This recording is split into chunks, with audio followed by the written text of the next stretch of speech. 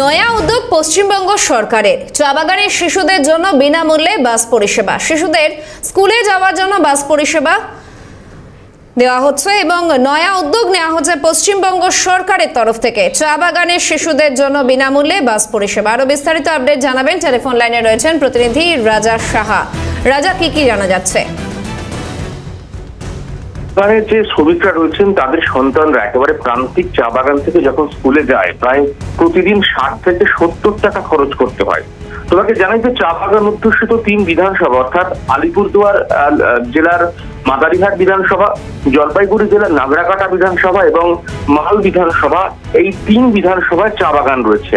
প্রান্তিক এলাকা থেকে অর্থাৎ প্রান্তিক চা বাগান থেকে স্কুলে যেতে শিশুদের সুবিধা হবে। এবার মুখ্যমন্ত্রী মমতা বন্দ্যোপাধ্যায়ের মানবিক উদ্যোগ, এবার পশ্চিমবঙ্গ সরকারের উদ্যোগে এবার বিনামূল্যে বাস পরিষেবা শুরু হচ্ছে।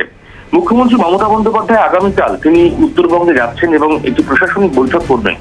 সেই বৈঠক থেকেই এই বাস পরিষেবা উদ্বোধন করবেন বলে আমরা এখনো পর্যন্ত সূত্র মারফত জানতে পারছি।